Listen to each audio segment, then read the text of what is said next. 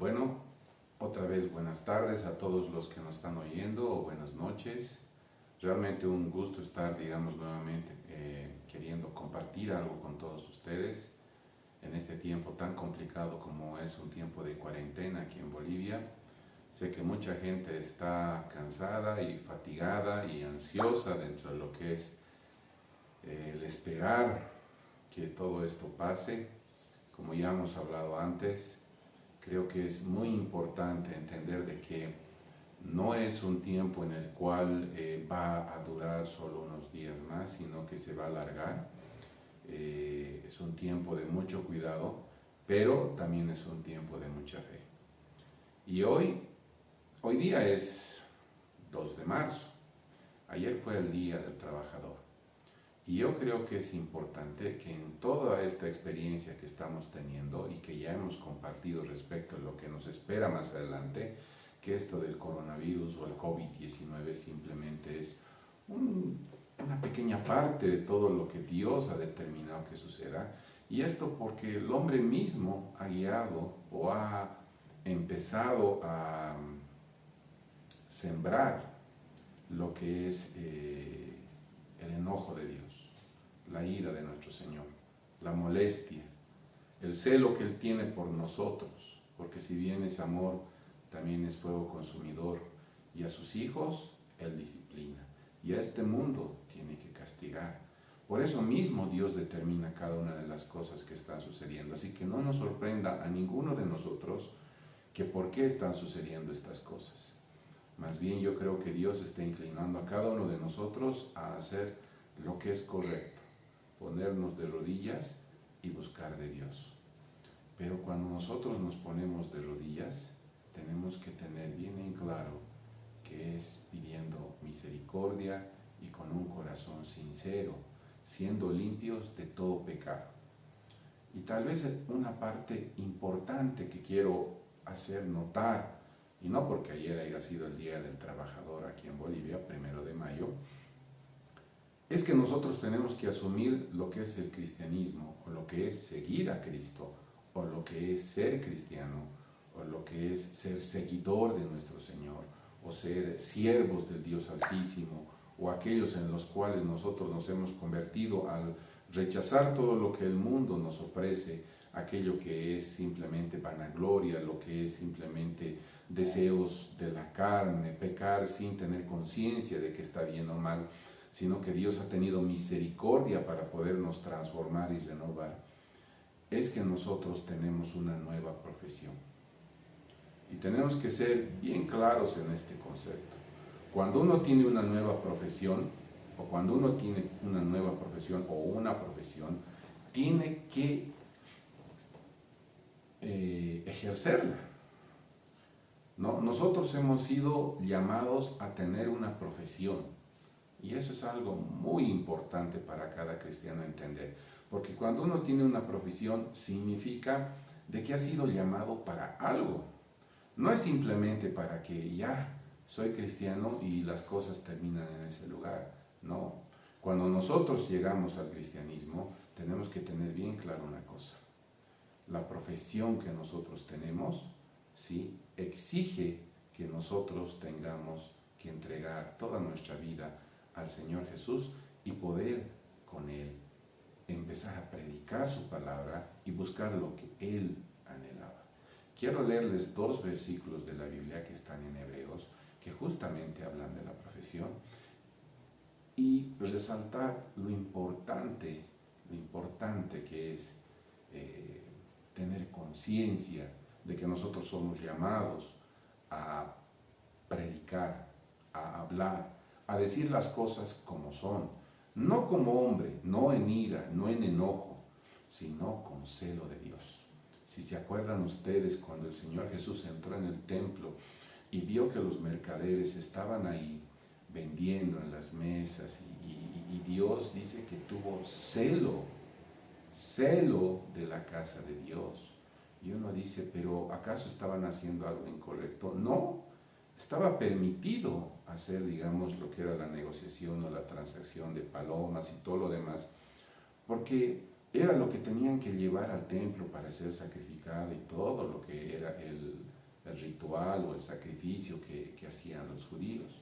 Pero él especifica algo fundamental cuando tira las mesas y dice, esta es casa de Dios, es casa de oración y ustedes lo han convertido en cueva de ladrones. Y cuando nosotros entendemos cueva de ladrones, estamos hablando de ladrones, ¿no? Y sabemos que el único que viene a robar, matar y destruir es el enemigo, es Satanás. Y cuando dice ladrones, está hablando pues de demonios. Está hablando de cosas que nosotros hemos permitido entrar a la iglesia, que hemos permitido entrar, digamos, en nuestras vidas, y no hemos ejercido la profesión a la cual Dios nos está llamando. Muchos piensan que ya las cosas espirituales ya no funcionan. Si muchos creen que ya no es necesario reprender demonios como lo hacía el Señor Jesús.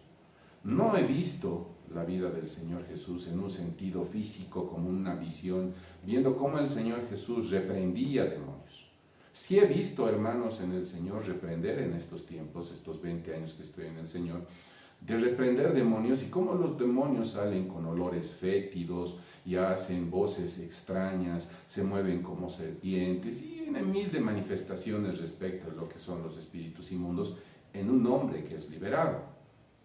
Pero hay otros que ya no creen en eso y creen que la batalla espiritual o la guerra espiritual ya pasó, ya sucedió, y no es cierto. Si bien el Señor Jesús ha vencido en la cruz del Calvario, pero nosotros estamos llamados, como dice en Apocalipsis en el capítulo 2 y 3 a cada una de las iglesias, al que venciere. Al que venciere. Y no es pues aquel que vence, aquel que no hace nada. Para poder vencer tú tienes que prepararte. Así como dice Pablo a Timoteo, tienes que prepararte para la carrera, tienes que hacer la buena carrera, tienes que poder hacer, digamos, y como dice en Gálatas, tienes que cubrirte de toda la armadura del Señor. ¿Para qué? Para poder pelear. Una armadura sirve para eso. Porque dice que nuestra batalla no es contra carne y sangre, no es contra hombres, no es contra las mujeres, no es entre nosotros. Dice que es contra principados, potestades, gobernadores, huestes espirituales de maldad. Si eso ya ha pasado, entonces el libro de Gálatas estaría invalidado en su capítulo 6. No podríamos nosotros decir entonces de que nosotros tenemos lucha contra carne y sangre, que nosotros vamos a liberar demonios, como dice Mateo en el capítulo 28, respecto cuando Dios dice que estas señales van a seguir a los que predican de Cristo o siguen a Cristo, ¿sí? Tampoco creeríamos entonces lo que Pablo dice, digamos, a la iglesia en la cual nosotros vamos a pisar serpientes y escorpiones.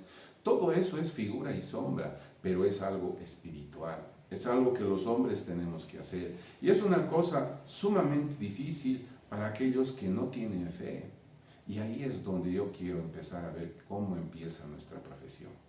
Cuando en Hebreos habla respecto a la profesión, inicia en el capítulo 4, en el versículo 14. Si ven para adelante, dice: por tanto, teniendo un gran sumo sacerdote que traspasó los cielos, Jesús, el Hijo de Dios, retengamos nuestra profesión, dice. Porque no tenemos un sumo sacerdote que no pueda compadecerse de nuestras debilidades, sino uno que fue tentado en todo según nuestra semejanza, pero sin pecado. Acerquémonos pues confiadamente al trono de la gracia para alcanzar misericordia y hallar gracia para el oportuno socorro. Nuestra lucha no es contra carne y sangre, ni siquiera es contra nosotros mismos, ¿sí? Nuestra pelea es con aquello que nos tienta, como dice aquí, nuestra profesión está sujeta ¿a qué? A que nosotros tenemos un sumo sacerdote que fue tentado en todo. Si el Señor fue tentado, nosotros también vamos a ser tentados. La cosa es identificar qué es lo que nos tienta, ¿sí? Porque nosotros tenemos muy claro que nosotros somos pecadores, ¿verdad? Pero yo les hago una semejanza a lo que ustedes han sido atrás. Por ejemplo, en mi caso, 20 años atrás, otros serán 15 años atrás cuando han recibido al Señor. Y vean la transformación que ha hecho Cristo. Si ha hecho alguna transformación respecto de dejar de tomar, dejar de fumar, dejar de hacer alguna situación, entrar en problemas o dejar problemas sexuales, ha sido porque tú has vencido a algo lo cual no era físico, pero que por fe tú tenías que moverte de alguna manera. Y espiritualmente has tenido mayor autoridad sobre ese tema. A mí me ha sucedido. A ustedes también estoy seguro que si conocen a Dios, Dios los ha liberado de algo porque ustedes han obedecido para hacer algo. ¿Sí? No sé qué habrán hecho en sus vidas, pero yo he visto cómo con la obediencia uno puede ser libre de muchas cosas. Pero no por eso es que ya has ganado todo el reino de los cielos, no, has ganado una batalla. Y aquí dice que Dios puede compadecerse de nosotros y por eso nos acerquemos confiadamente, dice, para alcanzar misericordia y hallar gracia para el oportuno socorro. ¿Sí? ¿A quién se le da oportuno socorro? Aquel pues que está en problemas, aquel que está enfermo. Por eso Dios dice, Dios no es Dios de sanos, es Dios de enfermos. A Dios no lo vas a buscar cuando estás diciendo estoy bien y no tengo ningún problema, no me falta dinero, ¿verdad? Cuando a uno no le falta dinero, medio que no se preocupa ni siquiera de pedirle a Dios, Dios ten misericordia y por favor provéeme. Algo que es una debilidad, porque realmente deberíamos tener temor de Dios para que Él pueda sostenernos en todo tiempo y poderle decir, ten misericordia porque soy consciente de que tú eres el que me da. Tal vez en otro tiempo vamos a hablar respecto, por ejemplo, de algo que es la avaricia, la cual se manifiesta en la iglesia de una forma tan sencilla y tan simple que realmente hasta nos sorprenderíamos. Pero los avaros no tienen el concepto claro del diezmo. Lo niegan al diezmo, así de simple. Hay otros que ponen peros para poder diezmar y es algo fundamental. ¿Por qué? Porque ahí está el principio bíblico y es el principio estricto en la palabra, si Dios te lo ha revelado, respecto de por qué Dios te va a prosperar. Es decir, no es simplemente una condicionante, sino es una ley. Es una ley espiritual. Es como cuando dice, honra a padre y madre para que te vaya bien todos los días. Si tú no has honrado a tu padre y a tu madre y Dios te pone en tu conciencia que no lo has hecho, arrepiéntete y perdónate. ¿Sabes por qué? Porque esa es una de las causas para que no te vaya bien todos los días. Es una ley. Es un principio. Lo mismo sucede con el diezmo, lo mismo con la ofrenda, pero eso son cosas que se tienen que revelar en tu corazón. No estamos siguiendo un Dios muerto, no estamos siguiendo un Dios que está en una escultura, no estamos dando limosnas a Dios. Realmente, si nosotros tenemos que diezmar o nosotros damos ofrenda, es porque nos conviene. Unos dirán, qué ilógico. ¿Cómo puede decir que nos conviene diezmar? ¿Cómo nos puede convenir ofrendar, dar dinero a la iglesia? Y ese es el primer punto que tiene que revelarte. Algunos dicen, claro, con la figura de que estamos dando a Dios, los pastores se aprovechan de podernos sacar dinero. No, no es esa la idea. Judas, que era el tesorero del Señor Jesús, nunca recibió una auditoría del Señor Jesús. Él sabía muy bien que robaba de las ofrendas. Y no estoy diciendo que todos los pastores sean ladrones o que todas las iglesias roben, que no hagan buenas obras, pero ahí el espíritu de Judas siempre va a estar presente. El querer tocar las ofrendas, el querer tocar los diezmos, y es una enorme responsabilidad. He visto a muchos hermanos caer por ese problema, y es bien complicado, pero no por eso nosotros vamos a juzgar a Dios. ¿Sí? Dice, aun cuando el hombre sea pecador, eso no hace que Dios sea un mentiroso. Dios cumple su palabra. Si yo cumplo con Dios, Dios va a poder ver. Dios va a poder ver lo que va a suceder con las personas que están recibiendo ese dinero que estoy dando como diezmo. Primer principio, Dios es soberano. Dios es omnipotente.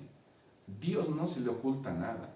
Él ve lo que sucede en el corazón. O si no, lean lo que dice en Hebreos 4, del versículo 11 al versículo 15, al versículo 13. ¿Sí? Discierne las intenciones y los pensamientos del corazón. Él ve todo. Nosotros no podemos esconderle nada. Por eso dice, acerquémonos confiadamente. Y ahí empieza la batalla espiritual, el acercarnos confiadamente. hay espíritus inmundos de incredulidad, los cuales en este momento no es, digamos, para poder compartir si el demonio está dentro, fuera de ti, no, sino que te tienta a que tú no creas, que te tienta a decir, Dios no te oye, y tú que creas, sí, Dios no me oye, ¿sí? O por ejemplo, simplemente digamos, Dios no está conmigo. Son pensamientos que te atacan aquí en la mente. Tu lucha no está ya pues en el mundo físico, está en un lugar celestial. Por eso si tú lees más adelante, el Señor empieza a hablar en hebreo respecto del templo.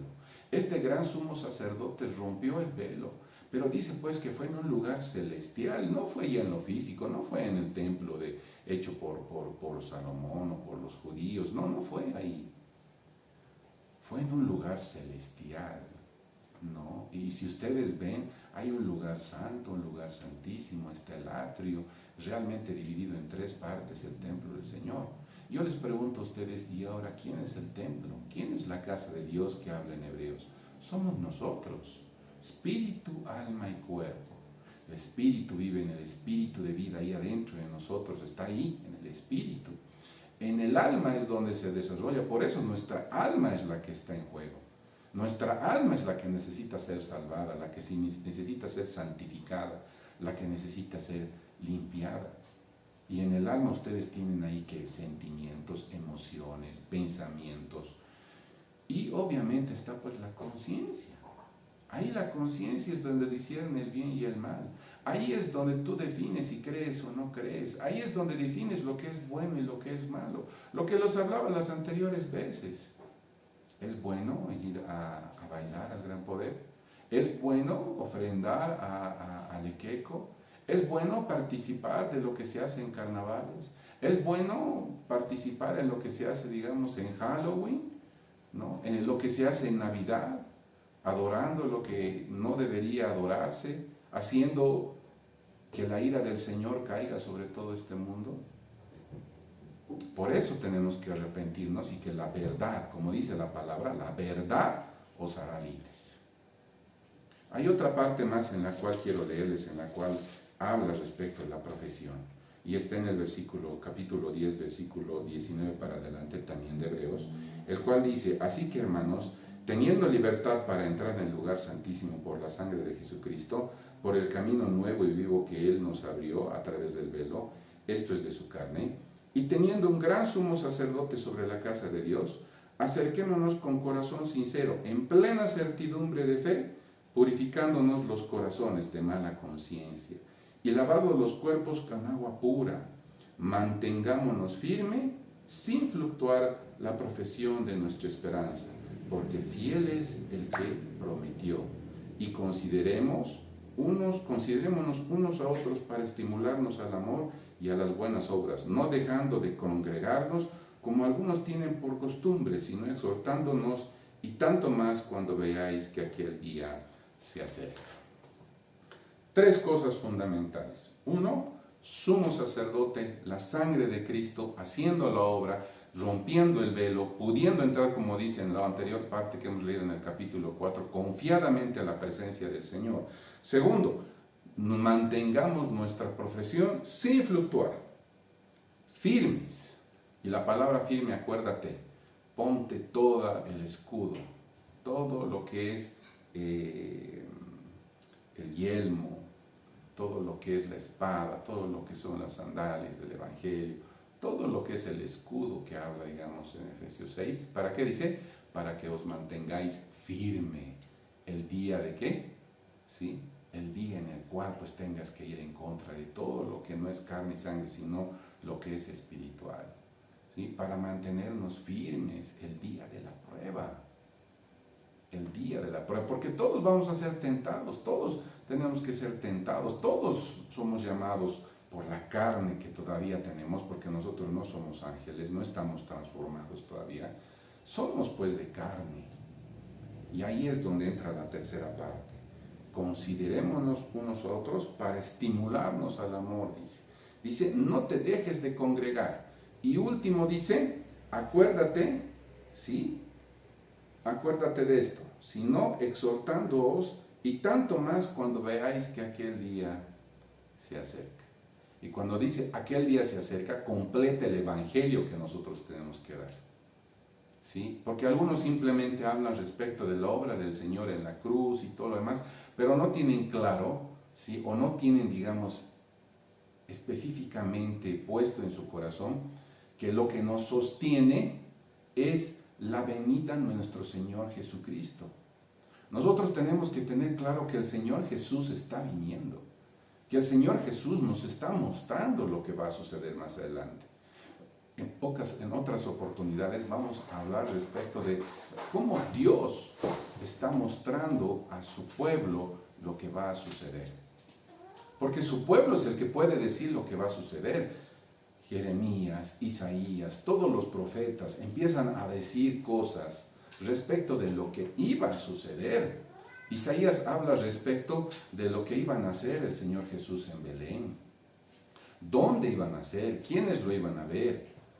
¿Cómo iba a ser su vida? También hablan de Juan el Bautista.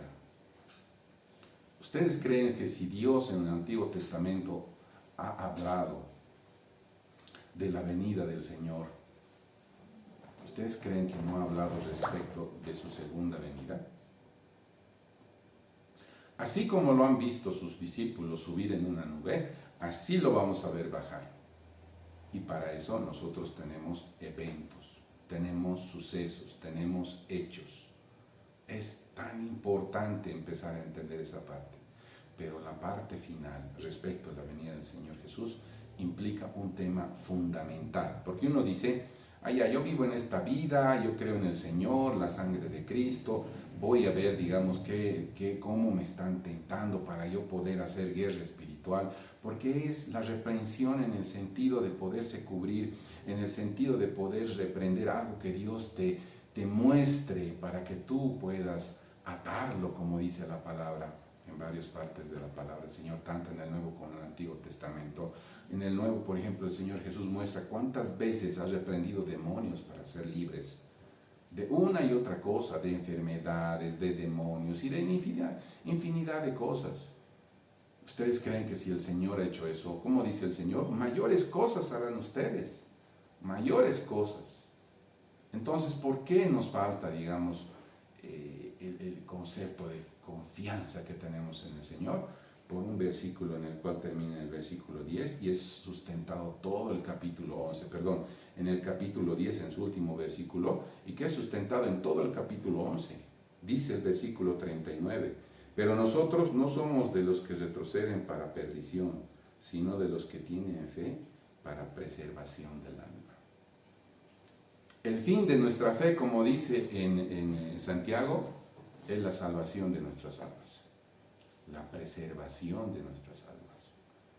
Si tú no tienes claro respecto de dónde te quiere sacar Cristo, que no es solo que te conviertas para que tú seas el mejor estudiante, el mejor universitario, el mejor profesional, el mejor papá o la mejor mamá, no es ese el fin.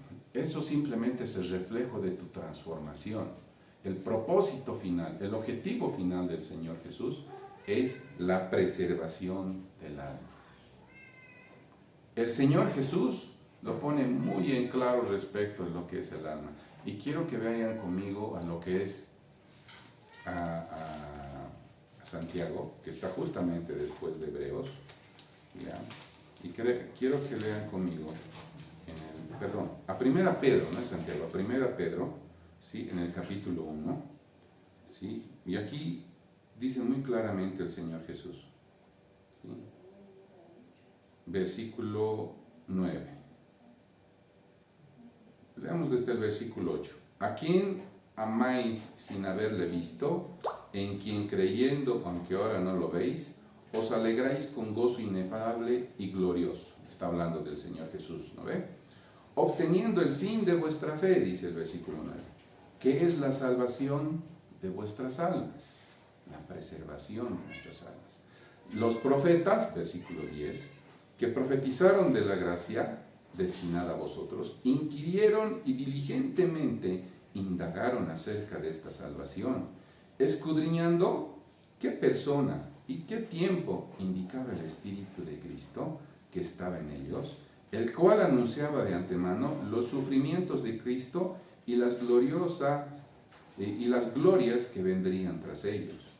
A estos, es decir, hablando de los profetas, se les reveló que no para sí mismos, sino para nosotros, administraban las cosas que ahora os son anunciadas por los que os han predicado el Evangelio por el Espíritu Santo enviado del cielo, cosas en las cuales aún anhelan mirar los ángeles. Ojo que los profetas del Antiguo Testamento dice que inquirieron, indagaron, escudriñaron la palabra del Señor por medio del Espíritu de Cristo. ¿Para qué? Para saber los tiempos. ¿Sí? Nosotros en este momento, en lo que estamos viviendo en nuestra vida, difícilmente hemos entendido y comprendido cómo discernir los tiempos, cómo entender los tiempos.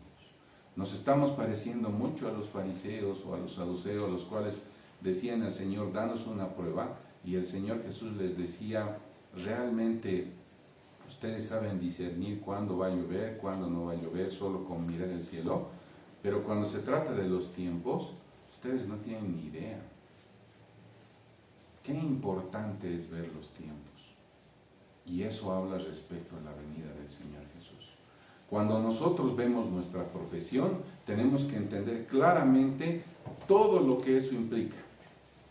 Tener un sumo sacerdote, tener claro la salvación del Señor Jesús hecha por su sangre, cómo se ha cortado o se ha rasgado el velo, cómo ahora tenemos entrada, cómo nosotros podemos ver y escudriñar nuestros corazones y nuestra conciencia, poder ver el templo, este lugar en el cual el Espíritu Santo habita, y cómo en el alma tú puedes empezar a ver que tienes que mantenerte firme, y para eso necesitas todo el escudo, todo lo que es la armadura de Dios, para estar firmes, porque el Señor te dice, Satanás te va a tentar, Satanás te va a tentar para que tú peques. ¿Por qué? Cuando Él logra el propósito de que nosotros pequemos una y otra vez, nos hace recuerdo de que realmente somos carne y que podemos estar día tras día negando al Señor Jesús. Pero Él es fiel, dice su palabra. Pero quiero terminar esta parte o esta enseñanza diciéndote algo. ¿Sí? Así como Dios enseña cada parte culminando con lo que es su venida y la salvación de tu alma, Él dice muy claro en Hebreos, en el capítulo 3, dice, versículo 12, mirad, hermanos, que no haya en ninguno de vosotros corazón malo de incredulidad, para apartarse del Dios vivo.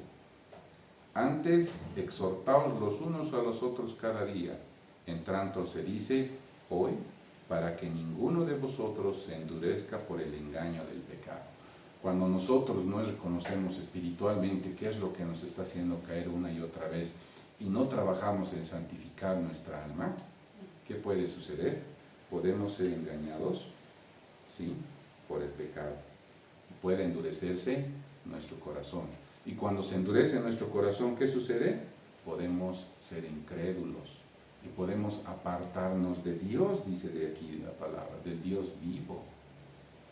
Dios quiera que no suceda. Después podemos hablar respecto si eres arminiano, si eres calvinista, si crees en la salvación que nunca la vas a poder perder o si la puedes perder. No ese es el hecho. Aquí dice muy claro respecto de que si tú eres engañado por el pecado, tu corazón se endurece, dice claramente, la incredulidad hace que te apartes del Dios vivo. Léelo del versículo 12 para adelante, ¿sí? Después podemos ver lo demás, ¿sí? Porque sí, evidentemente Dios te salva por gracia, ¿sí? Pero acuérdate, Dios es fiel.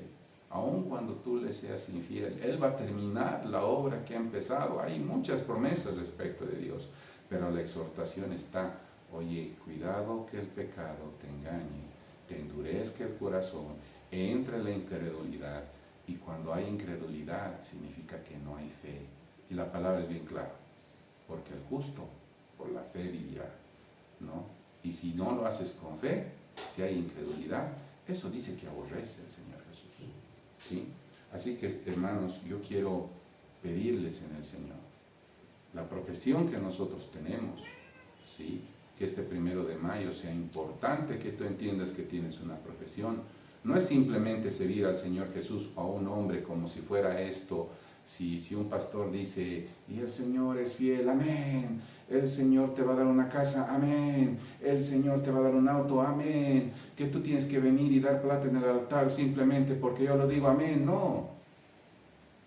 Dios te ha dado un alma en el cual tienes conciencia y tienes pensamientos, te ha hecho un ser pensante, inteligente. La fe no es apartada de lo que es nuestro razonamiento. Es tan importante nosotros entender desde la obra del Señor Jesús quién es Él, quiénes somos nosotros y por qué estamos aquí. ¿Por qué somos nosotros hombres que creemos en Dios? Porque nosotros no estamos simplemente porque nos gusta ser figuretis, ¿no? Es porque nosotros anhelamos ser salvos. El fin de nuestra fe es la salvación de nuestras almas. Así que, hermano, que Dios te bendiga y que realmente te guíe a escudriñar la palabra. ¿A quién eres tú? ¿Qué profesión tienes? Y que empieces a ver los tiempos. Porque un hombre que no es entendido en lo que va a venir, realmente está perdido. Solo va a esperar, como dice, ¿no? Va a esperar al Señor Jesús como si fuera un ladrón en la noche. Pero yo te quiero hacer recuerdo algo, ¿sí? Que está en Tesalonicenses, que Dios me lo pone a compartírtelo, ¿sí? En 2 Tesalonicenses, capítulo 5, versículo 4. Mas vosotros, hermanos, no estáis en tinieblas para que aquel día os sorprenda como ladrón. Tú no estás en tinieblas para que aquel día te sorprenda como ladrón. Es tu decisión, velad, dice la palabra. Pero dice, si el padre de familia supiera cuándo va a venir el ladrón, velaría, dice. Si el padre de familia supiera. Realmente hay mucho, pero mucha revelación. Como has leído en 1 Pedro, Dios reveló a sus profetas. Dios tiene que revelarnos respecto de cómo es esto. No es nomás poner un día cuando va a venir el Señor Jesús, no. No es así. Si tú ves en el Antiguo Testamento, en el Nuevo Testamento, cuando Dios profetizaba, cuando Jesús profetizaba, cuando los profetas estaban dando la palabra del Señor, hablaban de hechos, hablaban de eventos, hablaban de días en los cuales iban a suceder algunos aspectos, pero no te decían específicamente tal fecha, tal día, no es así. Pero hablaba respecto de cuánto iban a durar cada uno de los elementos que estaban sucediendo. Un ejemplo, Israel va a Babilonia y Jeremías recibe de Dios que por 70 años iba a estar Israel bajo el dominio de Babilonia. Y esa profecía se cumple. Igual es con nosotros, ¿no? Con nosotros ahora termina igual 70 años. ¿Para cuándo terminan esos 70 años? Igual que Jeremías, nosotros deberíamos estar preguntándonos eso. Pero que Dios te bendiga. Eso va a ser un tema que vamos a tocar seguramente más adelante. Pero si tienes revelación o duda o no puedes dormir, así como lo hizo Daniel, tú tienes mi teléfono, 730-733-82. Llámame, escríbeme, si tienes alguna pregunta, voy a intentar por medio de la palabra poderte guiar, hacer entender, discernir contigo, porque la profecía es como una antorcha que alumbra en el lugar oscuro. No es que yo lo veo todo, pero la profecía es como una antorcha en lugar oscuro, en las tinieblas. Y realmente hay de aquel cristiano que desprecie la profecía. Así que no deshagas lo que es el Evangelio del Señor en solo partecitas, diciendo esto es importante y esto no. No. Toda la obra del Señor Jesús.